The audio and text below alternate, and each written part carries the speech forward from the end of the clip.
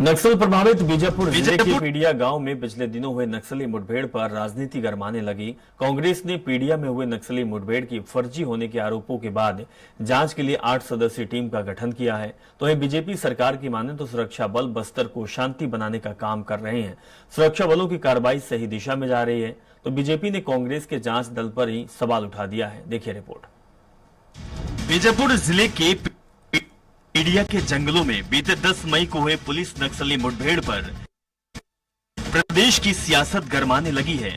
इस मुठभेड़ को पहले जहां स्थानीय आदिवासी ग्रामीणों ने फर्जी बताया था, तो वहीं अब कांग्रेस भी इस मुठभेड़ को लेकर सूबे की विष्णुदेव सरकार को घेरने का प्रयास कर रही है। पिछले दिनों ही बस्तर से लोकसभा प्रत्याशी और पूर्व मंत्री कवासी लखमा इस मुठभेड़ को फर्जी बताते हुए इस मुठभेड़ की न्यायिक जांच की मांग छत्तीसगढ़ सरकार से की थी।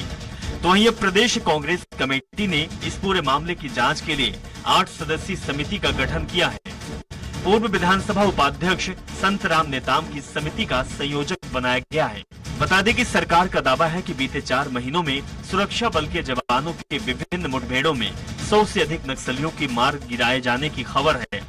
इसका सबूत मुठभेड़ के बाद खुद नक्सलियों ने ज्यादातर मामलों में प्रेस नोट जारी किए।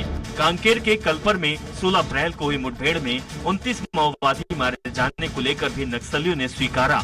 तो वहीं बीते 10 मई को बीजापुर के पीडिया के जंगलों में हुए पुलिस नक्सली मुठभेड़ को नक्सलियों ने बेफर्जी जताया है। उन्होंने अपने प्रेस नोट में कहा है कि पुलिस ने जिन 12 लोगों को मारा है, उनमें से महज 2 ही PLGA यानी कि नक्सली सदस्य थे, जो बीमार होने की वजह से सादी वर्दी में थे।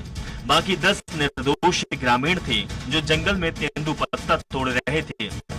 इस मामले की जांच स्थानीय स्तर पर सामाजिक कार्यकर्ताओं और सर्व आदिवासी समाज के प्रतिनिधि भी कर रहे हैं। पीडिया नक्सली मुठभेड़ को लेकर कांग्रेस द्वारा बनाई गई जांच कमेटी को लेकर PCC चीफ दीपक बैज ने कहा है कि बीजापुर में हुए नक्सली मुठभेड़ में ग्रामीणों ने सवाल खड़े कर दिए हैं।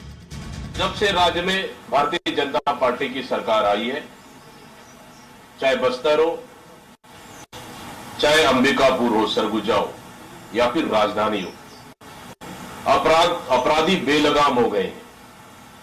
राजधानी से लेकर पूरे छत्तीसगढ़ तक हत्या, लूट, डकैती, चाकूबाजी, अपहरण और छत्तीसगढ़ की माता बहनों पर अत्याचार लगातार बढ़ रही है। इस तरह से भारतीय जनता पार्टी की इस 5 महीने की सरकार में छत्तीसगढ़ को इन्होंने अपराध का गढ़ बना दिया है।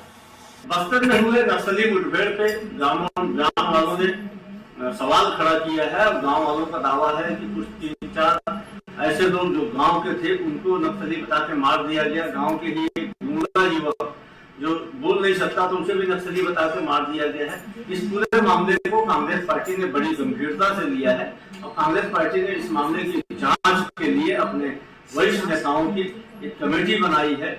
पूर्व विधायक और पूर्व विधानसभा के उपाध्यक्ष संत कुमार नेताम के नेतृत्व में कमेटी बनी है, जिसमें अनेक विधायकगण शामिल है, वरिष्ठ नेतागण शामिल है। इन कमेटी से बोला गया है कि गाँव वालों से मिलकर घटना की वस्तुस्थिति की जानकारी प्रदेश कांग्रेस कमेटी को सौंपे।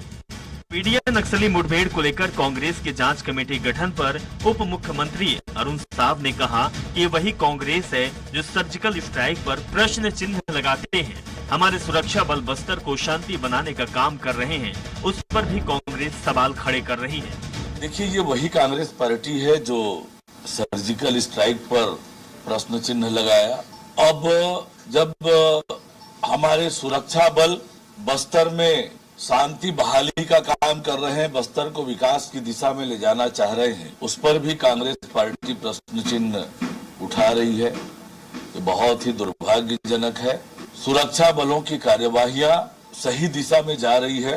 कांग्रेस पार्टी को जो भी निर्णय करना है करे, लेकिन बस्तर की जनता ये सारी बातें देख रही है। बहरहाल छत्तीसगढ़ के नक्सल प्रभावित इलाकों के आम आदिवासी ग्रामीण नक्सलियों और सुरक्षा बलों के बीच पिस रहे हैं।